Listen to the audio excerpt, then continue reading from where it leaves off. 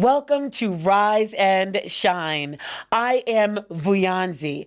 The Apostle Paul said, "Do not conform to this world, but be transformed by the renewing of your mind." And that is what we have set out to do on each and every episode of Rise and Shine, so that we are the conduits of your transformation. And today, as we celebrate the ending of season 1, this is no different.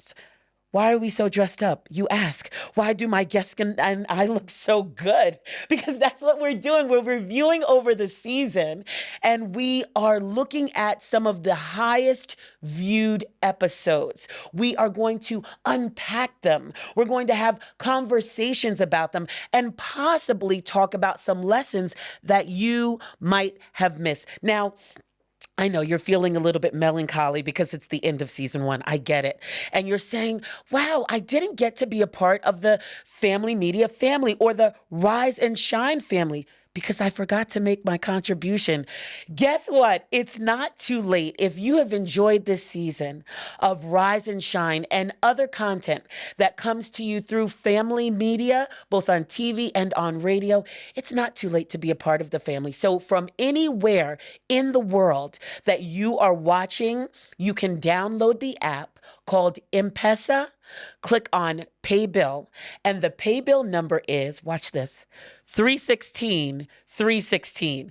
And in the account name, just put your name. So I thank you, all of you who have been watching.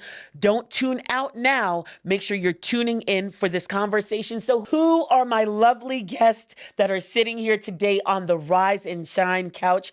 I'm so happy to introduce Sid Anderson and Ayuma Michelle. So there's a reason why you're both here.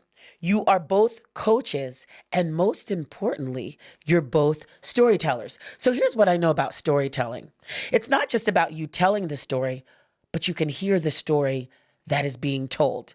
So Sid Anderson, you are a coach. You have an extensive background in sales. And to me, I think it's important to note that because the sales is all about telling a story.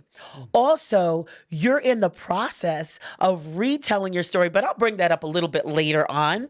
But you're in the process even as you're creating and retelling your own story. So I'm so happy to have you here today, Sid. Tell us a little bit more about yourself so the Rise and Shine audience knows who they're listening to and watching today. Okay, well, Beyonce, thank you for having me. What a wonderful thing to have happen as I come to Kenya on faith, to gain a broader understanding of the mission, the struggle, and what we're trying to build as a world community, and then run into you, and you're a neighbor. It's a miracle. Yes. It's a miracle, but that's what I am traveling here with, is I'm unpacking miracles every day following my faith. Wow. Now, I go back a ways when it comes to the coaching and fitness space. I started a personal training business in 1990, which I ran for 16 years in Chicago, Illinois. Now, and just so that people know, Chicago, Illinois is in the U.S. In the Go ahead. United States. And from there, as a family man, father, husband, and then divorcee, I joined corporate America, where from software design to architectural design to other things, I wound up getting involved eventually, probably about 2000 or so, in corporate sales. Now, because I ran a fitness business, sales was a part of it anyway, because I'm listening to your needs. I'm trying to ascertain whether what we offer is a fit to the things that you care most deeply about. So that sales experience in those years and years, over 12 years in corporate sales, has come back not to haunt me, but to aid me. In the meantime, my modalities have increased as well.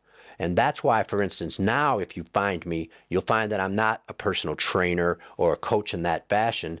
I've been, reborn as the joyful vitality guru. Yes. And that's because I live what I instruct. And in fact, I don't instruct, I inspire. And so that includes all of these modalities. Of course, there's exercise. But as we get older and more mature, it turns out that there's a balance between exercise and recovery. And I have to focus on that aspect to maximize your hormonal balance. Then there's the nutrition side. How are we going to master that so that we can abate this onslaught of diabetes and metabolic illness that's crippling us around the world?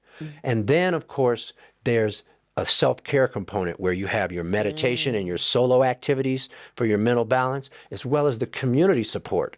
And how do we find and build that, find our tribe? And so these aspects form what I do. That's why I've been crafted as the guru of these things. And I try to guide people and be a lighthouse for them so that they can have some transformation and just a better life. I think as everyone listens to you, they know exactly why you're here to unpack these episodes today. And last week, I just want to say this before I introduce Ayuma Michelle, is last week we made history on Rise and Shine because I had two guests that were from completely different countries outside of Kenya. That was the first time. And this week, we're also making history. Some of you will hear Sid's accent, and maybe some of you think it sounds similar to mine. It's because we both come from the same original country as well. So this would be the first time that I have my country mate on the show as well. So welcome, Sid Anderson. Ayuma, you are here too. So I need to say this because the first time I see you, it's with a mic at a networking event. And it wasn't just that you know how to moderate event. A lot of people can talk about what's up next. However, what I saw from you was a connection with the crowd. What I saw from you was when you were interviewing the panel, there was listening that was involved. I know that you are a storyteller coach. So you are helping people. I guess I saw you embody that there, but as a storyteller coach, you are helping people to tell their story. Now, I think this part is important. You've been on a lot of stages and a lot of TV. However, two things stand out for me, Ayuma. First is TEDx Talk, because you and I share that thing in common. But the other is so close to my heart, and that's The Moth. Whoever doesn't know, they'll have to look it up later, but I've been a Moth listener for has to be well over a decade. And it's even my kids grew up listening to that. So it may be way over a decade, but we don't want to get into that time. My kids grew up listening to that. But Ayuma, I thought that you were the other perfect person to be here and unpack today's, what we're going to highlight the episodes. However, before we do that, please tell people more about who Ayuma Michelle is. That's a very interesting question. And I've also been rebranding and reintroducing myself to the spaces that I've been speaking in, mainly because there's a big difference between who I am and what I do. So who I am is that first and foremost, I'm a child of God. And that literally influences everything that comes out of my mouth. It influences how I live, how I speak, how I see people, and also how I see myself. So I'm a child of God. I'm a daughter. I'm a sister. I'm a friend.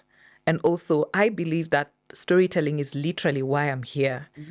I actually believe it's part of it. And I've been crucified for it, but also I've been graced and blessed by it. So I think it's also part of my identity. Now, that's who I am. What I do is, and especially in the most recent years, is that for over a decade now, I have been in the storytelling space. Right now, people are recognizing it as storytelling, but by training, I'm a journalist. And I decided to get out of journalism and honor people's stories more because I realized how stories were being treated in the newsrooms wasn't in a way that's ethical, because as a journalist, by the time you receive a story from somebody, you must honor it. You make that promise. And that's why somebody gives you and shares with you their story. And so I noticed there was a gap. And so I ventured into business and became a first generation businesswoman in my family. It was not easy. But I had the support of the women in my family, and I went on with it. And with God on my side, I've been able to serve under Let's, which is my business. It's a social brand standing for Leading Through Story. I've served over 2,000 global women leaders, from Wall Street boss women, international fashion designers pitching to Wall Street successfully, to stay-at-home moms successfully launching businesses during COVID, and even corporate women transitioning into business. So I have a way of helping people to start using their stories. If you have no money, if you have nothing else, you have your story and you have the power to start. I've also had the opportunity to serve over 100 global pro-women businesses, from Village Capital to Gracia Machel Trust, which, as you may know, is run by the former First Lady of South Africa, Gracia Machel herself, and various organizations that allow me the opportunity to share my story and to serve them with grace, like TEDx, like The Moth. And I'm so honored to actually be here and to celebrate with you the final episode of this season. So thank you for having me here. Thank you. It has been our inaugural season, and I'm so glad both of you are here. Let's get into it. Yeah. So we'll start off with, we're going to be looking at the top 4 episodes. Yeah. And so we'll kind of do it like the 4, 3, 2, 1. We'll leave them in suspense. However, the first one we're going to look at is the Money Matters. That is the one where I had my 2 guests, Lillian and Ruth, were here that day. And there was a lot that we talked about. I mean, there were some gems that came out of that. So I kind of want to open it up and ask first. And actually, I want to start with you for a particular reason. What is the name of your podcast, which you did not mention? What's the name of it? I run a podcast along with my co-host called Juliet Auma Odhiambo. It's called Her Money Story Africa. Her what story? Her Money Story. So I'm starting with you here. So what were some standouts or some insights first that you got as you watched that episode? I love that right from the beginning, they addressed the biggest issue that affects people when it comes to money. It's psychology. It's psychology, because no matter how much money you have in the world, or however little money you have in the world, as long as on what mindset is it landing on, you know? So you can, no matter how much money is given to you, what our minds are like soil. Is it well watered? Is it a place where roots can develop deeply? Is it a place which is warm? You know, in Kenya, when we grew up, we were being taught in school, WAW, wow. You know, water, air, warmth. That's what you need to actually be able to grow a plant. That's all a plant needs. But what is that in terms of money? Money is an energy. That's what I believe. And energy grows where energy goes. And so I believe that if you don't tend to that energy, if you don't nurture it, if you don't respect it, if you don't respect money, money won't respect you. So I love the fact that they began with that. And they also talked about respect, because people don't understand that you need to respect money for it to respect you. Just the way, even with love, most of these principles, if you don't honor or respect love, you can't expect a cashback or a return of investment on something that you dishonor. So I love that they addressed the number one thing which affects many people, or rather promotes also people when it comes to money, and that's psychology. Sid, what stood out for you about that episode, Money Matters? Well, when I think about it, I wonder if from an early age we would be better money managers had we been taught that even in schools regarding, for instance, in the United States, where credit scores and that system is in place. I once saw a father outside of a grocery store with his young son going in, and he was explaining to his son how he went about buying their family's home and how he built that and how he had to manage his credit in order to secure a loan from the bank at an interest rate that he knew that he could pay for. And the son couldn't have been more than 8 years old, was soaking it up. And I realized that many of our families have never had a parent have that conversation with us.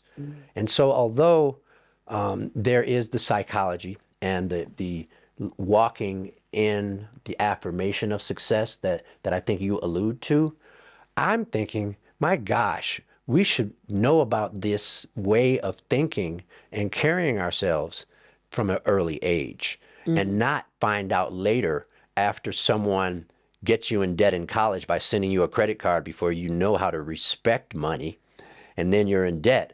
Or you may not have even taken out a loan for college and may have chosen a state school in the United States rather than go to a for-profit, high-level, so-called important university. And then you won't spend your life until retirement paying off loans. So what I got is that we've got to start earlier. We've got to educate each other, and as a community, really share that wisdom. So That's what I got. So you're saying something actually, and I'm wondering if we can go somewhere with that, because I'm hearing you talk about family, and on that episode there was something very interesting and a bit, we'll call it African controversial, that they say in that episode, and it was saying that you got to start saying no to your family. Now it's a different culture than I grew up in. However, what I understood is that some people are helping their families to the detriment. Yes. Of themselves. I'm just curious about what were your thoughts around that, Ayuma, when you heard that? I absolutely agree. I absolutely agree. Even as an African, and especially as a woman, I understand the importance of that, because oftentimes women are raised as assets to their families, like you are raised to belong to people. So even the money that you earn, it is assumed that it belongs to everyone else, but the man's money is his. But one thing that I've come to learn is, again, money is energy, and also you need to respect it. If you don't respect the fact that you're working, if you don't respect that you're working so that you can earn something, so that it can take care of what? If you can't take care of yourself, surely you can't take care of others. You need to first rescue yourself. And after rescuing yourself, you can then be like a Moses and guide others through the Red Sea to the other side. But if you're guiding others towards the other side without you being there, then you're also losing people out. You're actually putting them in danger, because you're making them consistently dependent on you as their way out, rather than empower them by showing them what is possible if they too take charge of their money story, and they too learn how to respect money, because it's a principle. And the thing I've learned about money and finance is it's all about principles. If I put 10 shillings here, I go away and I come back, I'll find 10 shillings. But if I put 10 shillings in a money markets fund that maybe has an interest of 10%, over time, I won't come back and find 10 shillings, right? It's principles. And it goes the same with also culture. When it comes to respect, we need to redefine what respect is when it comes to money. We need to, and also to your point, I'll also come on board with a bit of empathy. You know, the people who came before us, they knew what they knew. They knew all they knew. And they did the best that they could. But for us, who have, our eyes have opened up maybe at 40, at 50, at 60, the point is the gift is your eyes are now open. And so now the onus is on us who know better to do better, so that those who are following behind us, they will do better, because we actually noticed those gaps and we took charge of telling them, oh, this is how I would have done differently. But not from a place of maybe shaming, Right. but from a place of teaching, Yes. but also acknowledging the truth that they didn't do this, but we could do better by doing X, Y, Z. And I love that, because that's in fact the reason why my co-host and I started our podcast, because we realized for us to teach about money to women, financial literacy needs to look different for African women. African women have been the backbone of this continent and the world. These societies, nations, Europe literally was built on the backs of African women, because they're the ones who birthed the men, the women who built those nations. So who takes care of the African woman at the end of the day? And so we said we need to do it differently. We need to tell our stories in a way that feels like home to the African woman. We need to not teach about financial literacy from the perspective of this is a bond. Go to the bank and let the bank teach you what a bond is, or invest in Bitcoin, or invest in all of these things. It's no. We need to teach about money from a place that is healing, and from a place that is abundant, and from a place which is encapsulated through stories. You know, because that's how African women, we learn and we teach. Well, one of the things is that I actually felt empowered from a conversation after watching that episode. There's someone around in my life who continues to ask me for money, and that's fine, but why? Because she's sending money up country to her family to the point that she had nothing. So it wasn't just her asking out of but it's because everyone's calling. So I actually felt empowered after being a part of that episode to have a very raw truth conversation with her. We won't go into details I of the wonder how that conversation. went. It went well. Yeah. Yes, actually, the person said, wow. And I said, are you scared to ask, to speak to your family about this? And they said, no, because I said, in the end, you know that your family's not going to starve. They're going to find a way. Yes. People will find a way. Yes. Now, we have to move on to our next topic now. Sid, but I'm coming to you, especially to start this next conversation. So the top number 3 was your reinvention. I know right now, when you alluded to it a little bit earlier, you are in your own process of a reinvention. So I want to start off by asking you, as a person in the position and watching that episode, tell us some insights that you picked up as you watched that episode. Okay.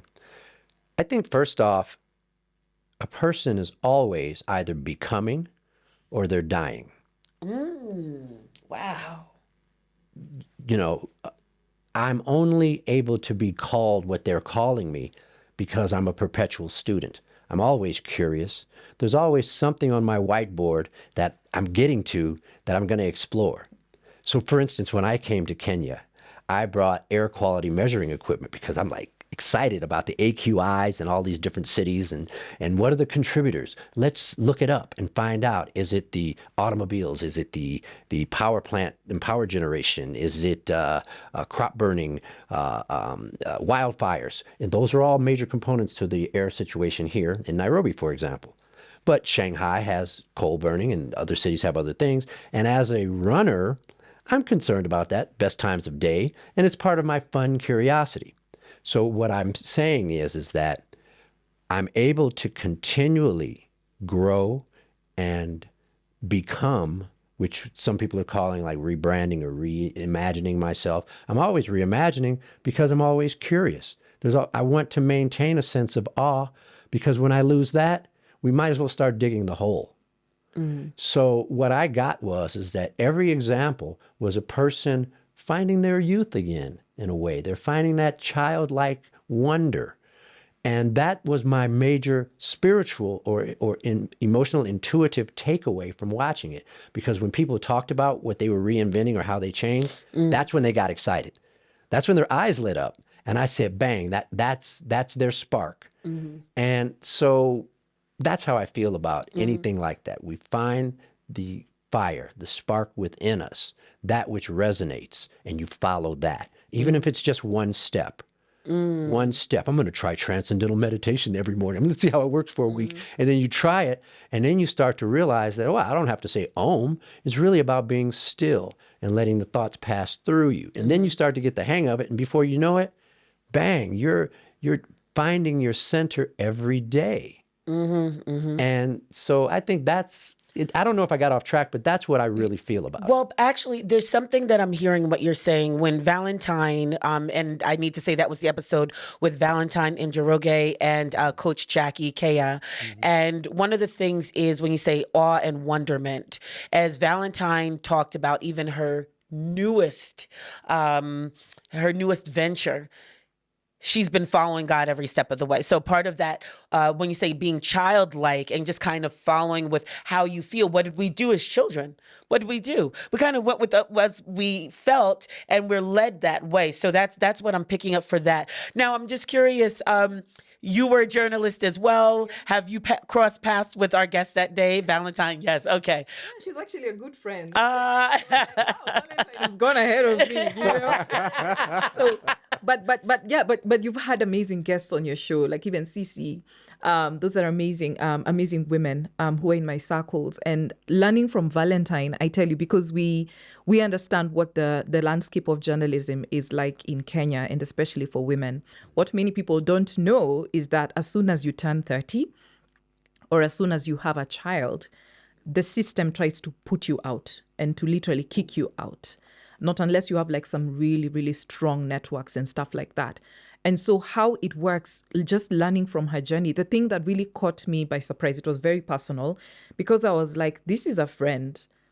I've known about her journey. I've actually been a speaker on her platform, Datasphere. Yes. Where I was sharing my story about, funny enough, reinvention. Wow. And just learning from her story and her going deeper, it taught me that you never really know who people are unless you lean in. Even the people who are around you, unless you lean in and truly get to learn about what does reinvention look like, you realize that even the people who are sat next to you, they are consistently reinventing themselves. It just matters from what channel. It's like a web, right? It's from what web are you connecting them with? Maybe at this point, you've just learned something. Maybe a journey has just begun. Maybe you're in the thick of a journey, or maybe a journey has just ended. But one thing that I came to learn is literally what I teach my clients whenever I'm coaching them. I like to tell them that at some point, you might actually feel like you hate me, and it's okay. And some clients have actually come to me and told me, by there, at some point, I felt like I hated you. And I was like, yes, because that's when transformation forces you to confront the two people that you are. We are constantly living in duality. The person that you are becoming and the person that you are now. And people don't know that the person that you are now is actually the expired one. It's the old. Because that second has gone. Wow. So we're just gonna put it to bed right here before our break. This conversation moves so quickly. I don't understand how this happens. We thank you if you've been tuning in with us all this time. We are going to continue the conversation with the top 2 most viewed episodes of the season. Now, I just want to say this. If you want to continue to partner with us monetarily, then I want to provide the way of doing that. So grab your phone, open up WhatsApp, and I want you to send a text message to, make sure you're sending it to Kenya because you can do this from anywhere in the world, 0786 316 316. And I want you to send the message partner. You know that you're hearing some good, even gems about the gems being dropped, and I want you to be a part of it. So just text the word partner to that number. And if you have not downloaded the Family Media app, what are you waiting for? Please do it during the break. So we'll see you on the other side. We are living in a lost and broken world, constantly bombarded by messages of hate and atrocities. But with God, we can overcome. Find hope and restoration on the go through life-changing shows on the Family Media app. And then you will lose yourself and gain the world. And Jesus said, what good is it? Get to stream Family TV and Family Radio 316 straight from your phone. Catch up on a show you missed or create video streaming playlists by saving and watching videos from our huge variety of shows at your own convenience. Download the Family Media app, available for all Android and iOS users on the Google Play Store and Apple Store, respectively. Family Media, keeping Jesus on the airwaves. Welcome back to Rise and Shine. As you know, we're celebrating the season finale. This is the last episode of the season. That's why we're dressed so nice. If you're just tuned in, I need to ask you, where you been? Okay, so make sure you're joining the conversation across our social media. Tell us which ones were your favorite episodes. I have 2 wonderful guests here, Sid Anderson and Ayuma Michelle, who are unpacking the top 4 episodes. We've gone over episode 4, which was the 4th one was Money Matters. Episode 3, top of the top 3, that was Your Reinvention. Now we're coming up to the top 2 most viewed episodes of the season. Now I have to say, these 2 episodes, sometimes one was up, one was down, like they've been going like this the whole way. But as we speak here today, we have the tally was that the second most viewed episode was Personal Brand After 40. Now, it was called Personal Brand After 40. However, it was more a conversation around personal style after 40. Now, I must admit, after that episode, I did get a call from a relative that shall remain nameless. about, she's like, I'm 50 something and I want to wear my two-piece bathing suit and that's what I'm going to do. So I said, it's okay. It's okay. It's just, some nuggets that were being dropped. And that was Violet and Derek that were our guests on that episode. So Ayuma, I know I had to cut you short from our last theme, so I'm going to come back to you. Some standouts for you that maybe people missed in personal branding after 40. Yeah. The one thing that really came out for me was that I love that they're both African experts and that they were teaching Africans how to dress and honor their bodies. Because sometimes people don't see personal branding as this is how to honor your body. This is how to honor your vessel, and you only have this one body. So how do you choose to present it in your spaces of opportunity? So that's what branding is all about. And that's what I teach my clients, that storytelling is also about branding. And brand at the end of the day is perception. And the judge is the public. It's not you. So that's why you need to be very careful about how people perceive certain things. Yes, you might, like what you're saying, your relative, they might want to wear the two-piece and stuff. That's who they are. Yes. You can be authentic, but there must also be a certain sensitivity and strategic way in which you position yourself in spaces of opportunity. Because in spaces of opportunity, you're not the decision maker. Wow. There's somebody else who has that decision in their hands, and you need to present yourself in a way where they will choose to honor you. They will choose to actually partner with you and actually speak life to whatever it is that you're presenting, be it your dreams. So one thing that people miss out on personal branding, they focus too much on themselves. Wow. Because it's called personal branding. Just talk a little bit about that, and Sid, I'll hop over to you. Yeah. So, but it's called personal branding. So why not focus on ourselves? It's because of the stage, because you're presenting yourself as a perception.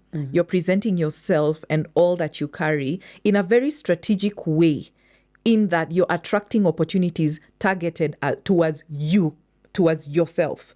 If it's about a business brand or a fashion brand or a fitness brand, it's about how are you packaging that perception that will attract people to vote for you with their coins, to vote for you with decisions, to vote for you with an invitation, But at the end of the day, there's a decision maker on the other side, and the public is the judge. So personal, it's because it's packaged around you. So Oprah has a personal brand that's called Oprah Winfrey. But when she goes home, she could be babe, she could be auntie, she could be grandma, she could be whoever. She still gets to be who she is. Yes. But when it comes to business and showing up in spaces of opportunity, the public is the one that votes. The decision is made by other people to choose to vote for the brand that is Oprah Winfrey. Wow. Okay, I love it. Sid, what did you pick up from that personal branding after 40? Well, I thought of as a youth, I'm 7 of 9 children. My older brothers got a hold of a book, and I cannot remember the author, so I can't plug this thing. But it was many, many years ago, decades ago. And I was a preteen. The book was called The Power Look. And it talked about men's attire and how the cut of the cloth and how it's tailored, where a jacket should be cut, how if you're wearing the right materials, it won't be wrinkled when you exit a vehicle. Things like that separate and discerning people and the public understand if you're wearing cheap suits, cheap clothing, or whether or not you're properly attired to be respected in the world of business, fashion, anywhere that you go. So I remember that, and my father was always impeccably dressed. And so at the very least, even though I spend more time in shorts and sweats than I do in suits, I do try to make sure that I have some fundamentals covered. What I took away, however, was not really an accolade regarding just the outward look, because my personal mission is to help people with internal transformation. Yes. There's inhalation, there's exhalation, okay? There's outward appearance, there's inner glow. There's movement, and there's recovery and rest. And each is essential for you to perform, and just be with contentment, with joy, with calm awareness. And if you have that calm awareness, you don't have to necessarily have the best clothing, because people will see that energy emanating from you, and that will attract them, maybe even stronger than a sickly, malevolent spirit, a bad-spirited person wearing the most expensive attire. So I'm just saying that my wheelhouse is to help you feel and be your best, so that you can then, when we do dress you, now you're the top, and so that's what I got from it. I said, I wish I was there. I would tell them that we're going to meditate in the morning, and we're going to optimize our hormones. This is what happens when you have two coaches looking at the episodes, unpacking what it is. It's like, wait a minute, I could help them out there. However, there's something that you're talking about here, Sid, and it's the inside. And if I can bring up a conversation that we had off camera, Ayuma, you said, really, this is a lot about, and you said a couple of words that had nothing to do also with clothing. Do you remember those words that you said, or do I need to spark? You Maybe said you can spark. self-confidence, or you said self-esteem. Self-acceptance. Talk about that. Yeah, because if you don't accept yourself, if you're not in a place of self-acceptance, and then you dress up in the most, amazing designer suit going and pitching to Wall Street, people smell that stuff. People are able to tell that stuff, especially if you go before sharks in Wall Street, or rather wolves, right? In Right. Wall Street, they smell that stuff, because people who are very successful, they know how to read people. In fact, I dare say that sometimes when you work, especially in the correctional systems and stuff, people know who to attack based off of the look in their eye. They know which people have been targeted. They know which people are broken just from the eye. And when you're in a space where people really know how to read people, very successful people, they cut to the chase by knowing they're like, okay, fine, your business proposal, fine, whatever it is that you're presenting, but who are you as a person? The reason why they have that interview, the reason why they need to meet you in person, to meet your presentation, it's beyond just fine, the physical will get you through the door. But then the person that they meet, that look, that glow in your eye what will let them know that you're the right person, And the reason why I say this is important is because you can't always dress up. You can't always dress up insecurity. It always comes out. Wait, say that again for the people in the back, Ayuma. You can't throw a shoe. Somebody's going to throw a shoe. So it's you can't dress up insecurity. It always comes out. The purpose of working on your personal brand is that it starts from the inside. Do you love yourself? That presentation starts from the inside, and then it flows from the outside so that others consume, right? Fill your cup, let it overflow. Others get to feed from the saucer, right? Not from your own cup. You need your cup full, right? So that now from the saucer, that's where you have the dress up. That's where you have the watches. That's where you have the nice dress. That's where you have that nice scent. But if that cup is not full, people can always tell that this person doesn't honor themselves. So you need to work on you on the inside. And then the stuff on the outside, that's just like the cherry on the top. Wow. Go ahead. Steal that? Can I steal that from you? Because I swear that the saucer has got to happen. I'm going to say this. Yes. So Sid, make note that Sid is stealing. Well, imitation is the best form of flattery. Flattery. Absolutely. And I, just to this point, because I thought it was a very interesting episode, and especially to say after 40, because even as you're talking about acceptance and what's on the inside, confidence, there are people who've been in a lack of the inside, a lack of working on that for 40 plus years, a lack of confidence for 40 plus years, a lack of self-acceptance and self-esteem for over 40 years of their life. And so what we're really talking about is, we can almost dial back and say, a reinvention for many people. We talked about style, but it's about really looking at that inside and saying, well, who are you? Even thinking about your introduction, who are you? Let me stop, because I could continue to go on that. But now we come to our number one most viewed episode. I know this is where we need our number one most viewed episode was The power of self-care. Those were coaches CC and D-Man, Daniel. That surprised me, but I actually want to go straight to you, Sid, because there was something that you said, and I said, well, I shouldn't have been surprised that was the #1 most viewed episode. Do you remember what you told me about what people are looking at now and how people are adding to themselves? Go ahead. There are just times in history where there's a paradigm shift. March 2020, we had COVID, correct? Everyone's forced indoors. It's almost like we were forced in upon ourselves. As a result, people working from home, there was a revolution. People realized, my God, I haven't been taking care of myself. I'm rushing out to work and this and that, and then I come home. My children, I don't even know what they're reading in the evening. What are you watching over there on your device? And the people started realizing a work-life balance. I have to spend more time engaged in my life and less time serving the machine. And now what we're finding is that we've got a renaissance of personal coaches and people that want to share their transformational journeys with others so that they can be inspired to change. You know, we want to, that saucer you talked about, we want to take the love that's overflowing and we want to share that saucer, sip some, and then when you taste it, you'll start to fill your own cup again. And if you're over 40, you may have had a hard life. You may have been giving too much and not taking care of your own needs, but you've also survived over 40 years. So you have a lot to offer. You've got wisdom. You've survived and overcome some things. You got a story. And if you've got a story, you are a transformational change agent. You're a leader. Wow. Wait, let's let that stop. sit. No, I want that to sit because you said if you've got a story, you are a what? Transformational change leader. And people, I don't think people are realizing the power that is in them already. That's amazing. No, that's why I just stopped you there. I just wanted that thing to float. I just wanted that thing to float for the listeners and the viewers so that they know what it is.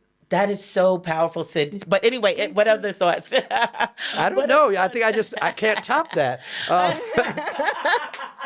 I just want everyone to find, just like when I began to learn about everything that you guys are doing, I said, well, people finding their voice, telling their story, sharing it. That's all. You know, let's find our voices. Find our voices. Wow. Ayuma, the power of self-care, #1 watched show. What was your thoughts? What were your thoughts about that episode? First and foremost, I really appreciated the fact that there was both a man and woman on set, because I think that's a conversation that needs to be had by both men and women. And I think especially in the African setting, that conversation oftentimes is more welcome to women because we are often looked at as we are the ones who need, a lot of support. We are the ones who just talk. We are the ones who, all of this stuff. But also, I think there needs to be a space where also men can be able to open up and speak and share. And I'll share a quick story about a story I always tell my male friends to allow them to know that there is need for them to also co-create and create spaces where they can heal. So in my traditional culture, which is the Abaluya culture, where your name comes from, which means joy, right? Or love. It depends. Or love, It yeah. depends who you ask. You know. So they in the traditional times, there used to be warriors, right? Especially from my dad's side, there used to be warriors, and they used to fight a lot. But after the men fight on the war ground, there used to be a place where the men used to gather before they go back home, and the king would meet them there, and the priests would meet them there, so that the men would be allowed to cry, so that the men would be allowed to heal. The priest will heal them, because you can't come from killing somebody and then you go back to your own house and meet your wife and children. I feel the chills when And you so talk now about after that, the king would also meet there, because he's the representative of the men in their society, the leader. And him being there would allow them just to be human. They would cry, they would weep over the lives they've taken. And then once they are healed and cleansed, they would then come back home. and be reintroduced to their families, their mothers, their children as healed men. And I feel like what Dan was speaking to me was that he had to learn how to create that, but it took another man seeing that in him and giving him space that I know you need to provide for your kids. I know you need the job, but I need you to heal the man that you are. It took another man to see that in him and say, go take care of you, and it is okay. Because your kids will be taken care of if you take care of you first. So I loved that.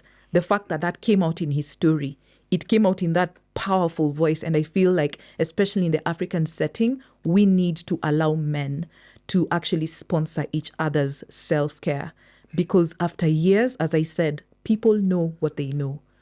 Sometimes these men, they've only been taught you taking care of yourself is taking care of other people.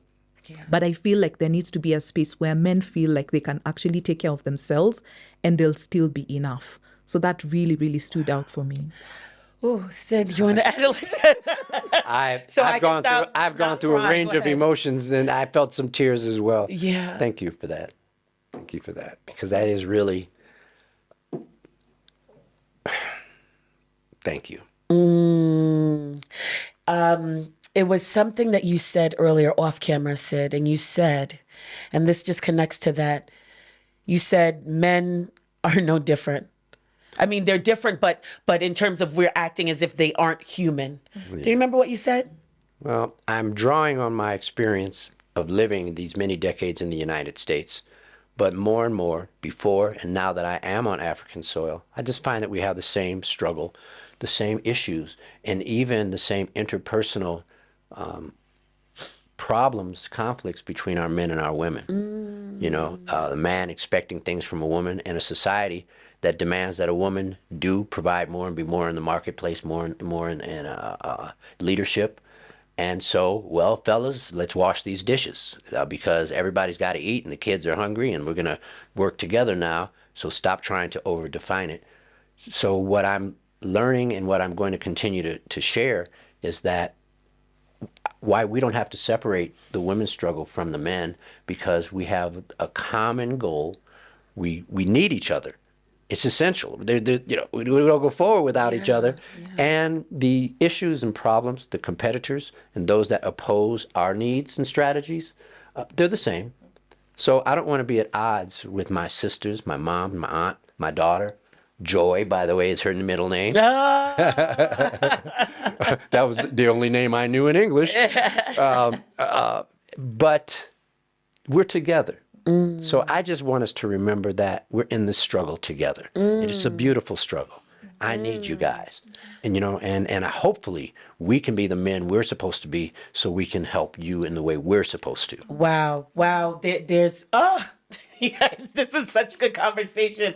That is me just saying, wow, it's such gems being dropped. Even when you say that, it reminds me of a part of a quote by Dr. Martin Luther King, who said, I can't be who I ought to be if you're not who you ought to be. It says something like that, but just that we all have this thing together. Even the more we talk about it, the more I can see why the power of self-care was number one. Now, to like bringing it all together.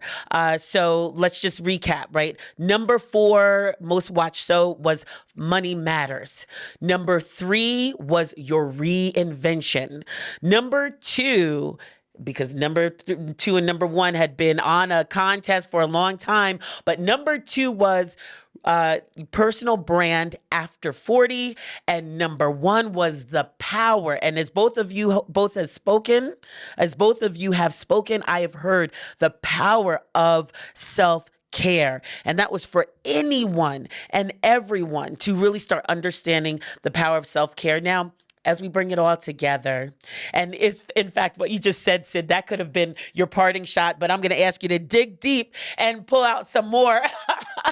So as we begin to think about some thoughts that we want people to walk away from season 1 with, and just, a little bit here, a little bit there, but what does that look like? I'm not sure. So Ayuma, I'll start off with you. Just what should people be walking away with from season 1? I think it's a lesson that I actually learned from Dan. as he was sharing his story. And it cuts across all of the themes actually that we've talked about, because I saw lots of patterns. I love studying patterns. I see the pattern of duality. We are on a journey. We are all sojourners. We're all headed somewhere, right? But we need to be very clear about where are we going, right? Because once you are very sure about where you're going, then you have some kind of perspective about what you need to do to get there. The material, the people, the equipment, whatever that is, but also the mindset to get you there. What I loved about what Dan said is something that I actually live and practice and teach, is that there needs to be that integration. There's the spiritual, right? That is, there's the self-care, then there's the self-care, then there's the self-love, right? Yes. There's this, it's self-care butts out of self-love. Back to the cup and the saucer. So always just think, if you're thinking of a visual, think of a cup and a saucer. Self-love is what keeps the cup full. Self-care is what keeps the cup overflowing. So remember, you are a human being that needs to be taken care of, and you are the person you will hang out with the most with on this earth. So be kind to your friend. Yes. Be kind to yourself. Just yes. love on yourself. Yeah. And once you keep that person's cup full, and it's something that keeps me, so focused in life, because there's a friend who told me, by the way, what does your 60-year-old look like?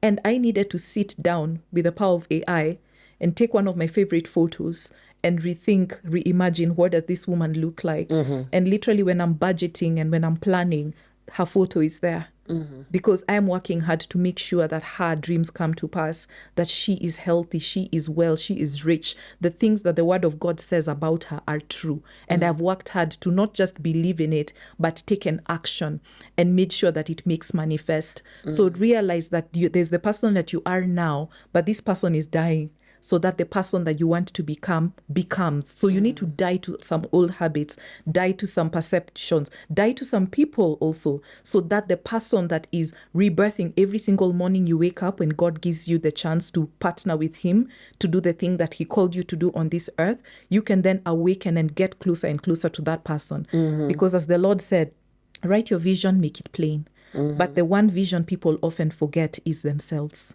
Wow. So please paint that picture for yourself. So please tell us, because I know after that, people are like, well, where can we find Ayuma Michelle? Well, tell us one place that people can find you so that they can go directly there. Oh, fantastic. You can find me on Instagram at Ayuma_Michelle. Okay. Michelle, the French version. Okay, Michelle. Yes. Okay, awesome. Thank you so much, Ayuma, for being here. You have been absolutely amazing. Oh, yeah. Sid, I come to you. I'm going to ask you just to package it up. What should people be walking away from season 1 with? Okay. Well, Ayuma, after listening to you, you went in and out, the inner and the outer. Okay, so what I'll do is I'll do near and far. Far is when you said you have to sit still and figure out where you want to go. Mm-hmm. And that's out there. What I want people to take away is start from where you are. Start from the humble place that you are with all of our flaws that you look at squarely. These are the things that aren't working. I'm on medication. My blood sugar is bad. I don't have energy. I'm not controlling my emotions. I'm having a change of life. And then let's start incrementally with small daily changes moving in our direction towards that distant star. Okay? And that's where folks like you, me, other coaches, anyone that resonates with you, that inspires you, start to talk to them. They're not the most high. They're human. But take what you can from them, and that will start you on your journey. So although there's a goal ahead, I'm going to be 70 and I'm going to run 2 marathons in a year, okay? And I'm 61, okay? By the same token, today I have a schedule of exercise for the week. I have an idea of the types of food that I want to eat, and I'm learning how to prepare 1 new dish a week. See? And that's by incremental change. Mm-hmm. And so I want everybody to start to find that within themselves so that we can just start to walk together. God will provide you with a guide. Yes. You're gonna get help because an earnest heart is heard. And I know people are hearing your voice, Sid, and they're saying, where can we get a hold of this Sid Anderson? Tell us one place that people can find you. Okay. One place where I actually do sometimes put in things of my own is on Instagram, just like you. Okay. I am. And it is Sydney Runs for You, SIDNEY, RUNS, the number 4, and the letter U. Or is it the word YOU? You'll have to go and find out Yeah, yourself. and they'll find it. And if they really want to, they can also send a message here for both of you. So thank you both for being on this such a special episode and taking the time out. Also, the history making here is that you're the only guest who ever had homework before they came to make sure that they watched the episodes. And somehow they're still smiling. So I look at you as you as the Rise and Shine audience. I thank you for being loyal. I thank you for being faithful. I thank you for being a part of the Rise and Shine family. And these days, they don't do credits on shows, but I need to make sure that I give a shout out to those who keep me looking good on camera. There's a lot of filters that must be going on here. Those who keep me looking good on camera, thank you so much. And those who keep me sounding good on radio, thank you so much. Remember that a renewed mind begins the transformation, not just in you, but it impacts your community. It impacts your sphere. It impacts the world around you. So keep shining. My name is Vuyanzi, and this is a wrap up of season 1 of Rise and Shine.